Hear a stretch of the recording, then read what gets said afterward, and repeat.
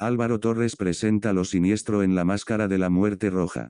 Hola a todos, en este video voy a hacer un análisis de dos obras relacionadas con el tema de lo siniestro.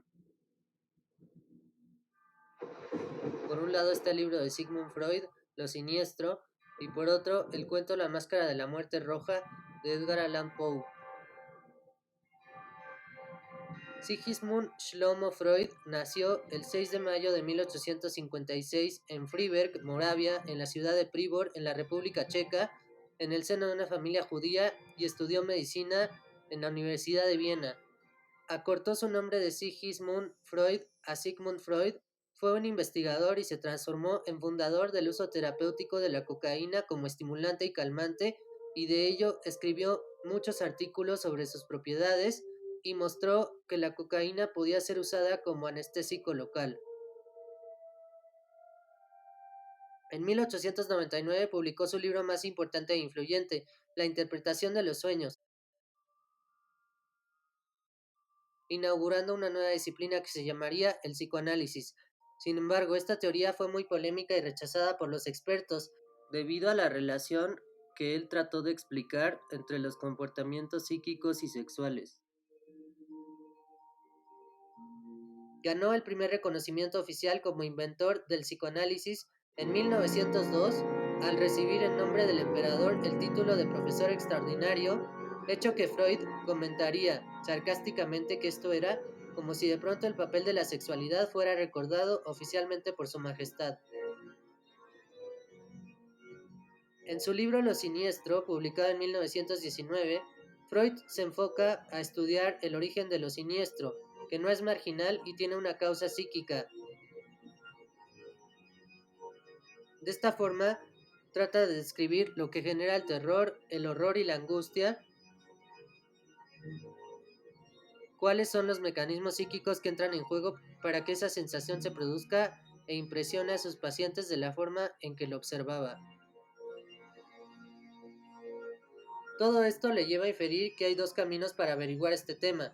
Primero, por el estudio del lenguaje, es decir, entendiendo el significado de la palabra siniestro o unheimlich por su origen alemán e investigando cuáles son los significados que llevaron a la creación de esa palabra. Y segundo, por las experiencias, es decir, las vivencias, impresiones, cosas, personas, etcétera, que despiertan en nosotros la sensación de lo siniestro. Para ello, Freud, con base a las experiencias de lo que producían en sus pacientes la sensación de lo siniestro, investigó el origen de la palabra unheimlich, que proviene de heimlich, la cual en alemán tiene varias acepciones como lo familiar, agradable, confiable, etc. Pero también encuentra que la misma palabra puede tener un sentido opuesto, aquello que es ajeno, clandestino, oculto, etc. De esta forma deduce que la palabra unheimlich coincide con este otro significado de Heimlich, lo clandestino, oculto, la negación de lo familiar. Freud acepta la definición de Schelling, que dice que es aquello que estaba destinado a permanecer oculto pero que ha salido a la luz, y lo relaciona con lo místico, con cuestiones mágicas, etc. Hasta ahí llega la primera parte del texto, donde trabaja lo siniestro desde el origen de los significados heredados en la lengua. En la segunda parte, trabaja con las experiencias de las personas, las cosas y vivencias que despiertan la sensación de lo siniestro con intensidad. Para ello usa el ejemplo de Jens, quien dice que lo siniestro tiene que ver con una duda de si el ser es realmente animado o, por el contrario, no podría tener alma una cosa inerte. Por ejemplo, las muñecas de cera o ciertas cosas de aspecto humanoide no sabemos si son realmente humanos o no. Freud compara lo siniestro que puede ser un ataque epiléptico o la locura en sí misma, porque es como si hubiera ciertos procesos automáticos que entran en juego, escondidos tras la figura de lo humano. Es decir, lo siniestro tiene que ver con una incertidumbre intelectual, de si esa cosa, objeto o evento es humano, está vivo o no tiene vida. Freud habla de la función del doble, influido por un cuento de Hoffmann, ve que lo siniestro se manifiesta en la presencia de personajes dobles, el equivocarse al tratar de identificar a una persona y no poder distinguir quién es el yo y quién no lo es. Y una vez superada esta etapa, entonces el doble puede cambiar de signo y volverse un ominoso o siniestro anunciador de la muerte, pues a medida que se desarrolla el yo, se crea una instancia que puede observar al yo como un super yo, un observador que juzga al yo y critica y se vuelve como una conciencia moral. Entonces el yo se enfrentará y se defenderá de la crítica del super yo, ya sea desobedeciendo o proyectando en ese doble los deseos que no se cumplieron durante su vida. Esto es lo que vuelve al doble en algo siniestro. Es un mecanismo psíquico que se forma durante el desarrollo del yo, una formación primitiva a lo largo de la historia de la persona. De esta forma, Freud llega al final de la segunda parte del texto haciendo dos conclusiones. 1. La angustia proviene del proceso represivo, pero que hay otro tipo de angustia, una angustia que tiene que ver con el retorno de lo reprimido, y lo siniestro tiene que ver con esta segunda variedad de angustia que es provocada por el retorno de lo reprimido. 2. El sentimiento de lo siniestro no tiene que ver con algo nuevo para uno, sino con algo familiar que tiene un precedente en la vida y en las experiencias de la gente. A partir de esto, Freud investiga la relación entre lo siniestro y la muerte basadas en lo siguiente. 1. El tema de los miedos instintivos que desde nuestra niñez tenemos contra la muerte. 2. Piensa que como no se tiene mucho conocimiento científico acerca de qué sucede después de la muerte, las personas se comportan como bárbaros. Lo siniestro del muerto es que el ser viviente lo ve como un enemigo, alguien malo que viene a llevárselo con él para que lo acompañe en su nueva vida, por lo que la sensación es terrible al ver o percibir un fantasma o algo relacionado con la muerte. Las ánimas, la magia son prácticamente todas las cosas que producen el efecto de lo siniestro a partir de la angustia. En la tercera parte, Freud argumenta que es posible que lo siniestro surja de todo lo que se recuerda como familiar o conocido, pero que ha experimentado una represión, y esos recuerdos serán percibidos como siniestros solo por eso, por lo que propone separar lo que uno experimenta en la vida real de lo que es siniestro en la ficción. Lo que produce el efecto siniestro en lo vivencial tiene que ver con aquellos sucesos y complejos infantiles reprimidos o que parecen reafirmar las creencias primitivas en fenómenos sobrenaturales. Por último, lo siniestro de la ficción va a ser más complejo, porque en el reino de la fantasía puede pasar cualquier cosa. Por ejemplo, la creación literaria puede basarse en las mismas reglas que rigen lo que nosotros entendemos como la realidad cotidiana y de repente, si algo pasa contrario a esas reglas, nos engaña y genera el efecto de lo siniestro. Edgar Allan Poe nació el 19 de enero de 1809 en la ciudad de Boston. Sus padres fallecieron cuando él tenía 2 años de edad y fue adoptado por John Allan, un pudiente hombre de negocios de Richmond. Las relaciones de Poe con su padre adoptivo fueron traumáticas, también la temprana muerte de su madre se transformaría en una de sus obsesiones frecuentes.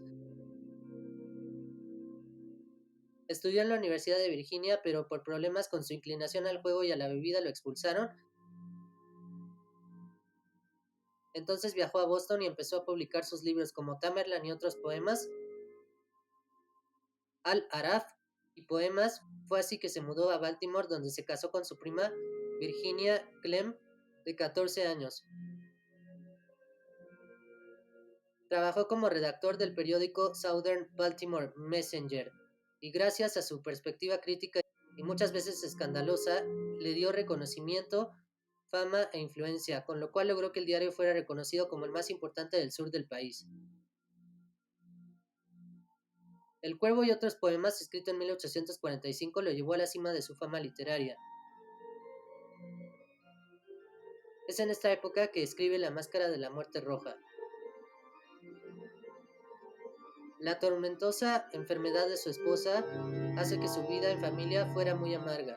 Cuando ella falleció en 1847 se hundió en el alcohol y el consumo de drogas,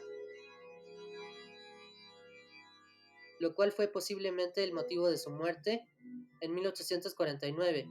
Fue encontrado inconsciente en una avenida de Baltimore y llevado a un hospital donde murió pocos días más tarde, aparentemente de un ataque cerebral. La Máscara de la Muerte Roja es un cuento que transcurre en la abadía del príncipe Próspero. Próspero y otros 1000 nobles se han refugiado aquí para protegerse de la Muerte Roja, una terrible peste que se ha esparcido sobre la tierra y ha sembrado el pánico de la población,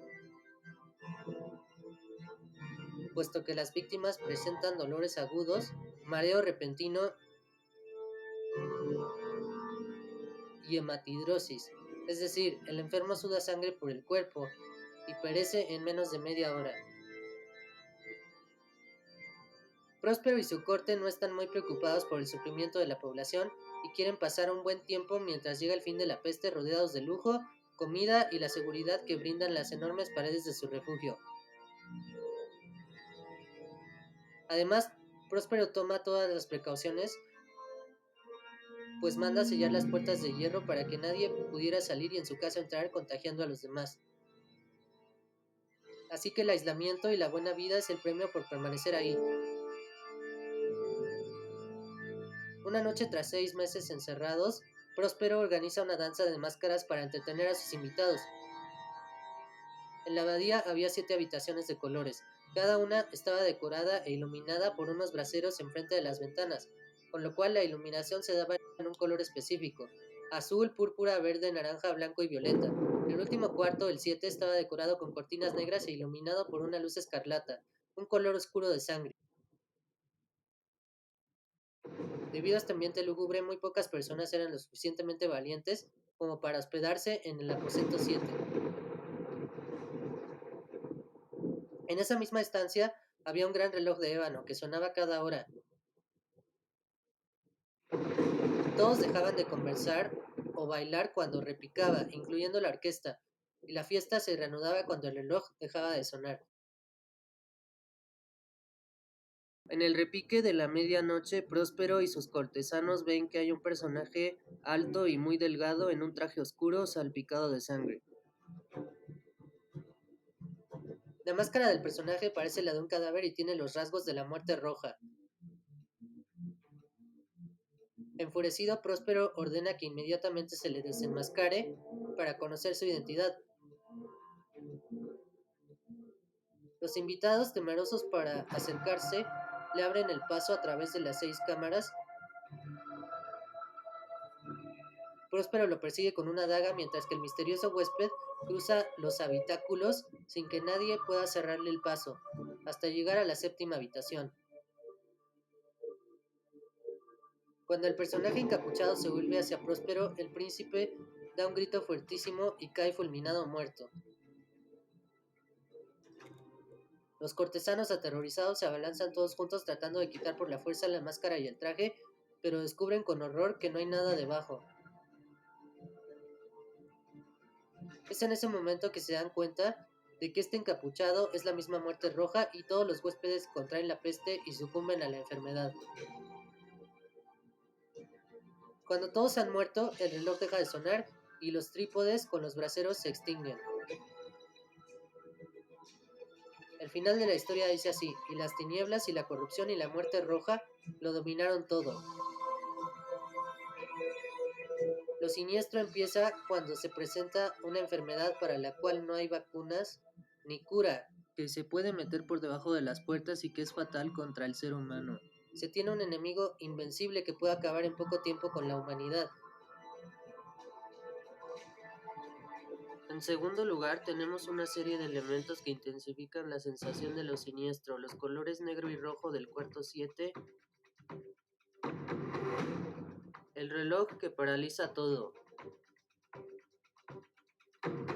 Lo más siniestro de todo el cuento es la descripción de la apariencia de la Muerte Roja, vestida con ropa funeraria que está manchada de sangre, y su rostro ostentando en sus facciones las señales del horrible escarlata.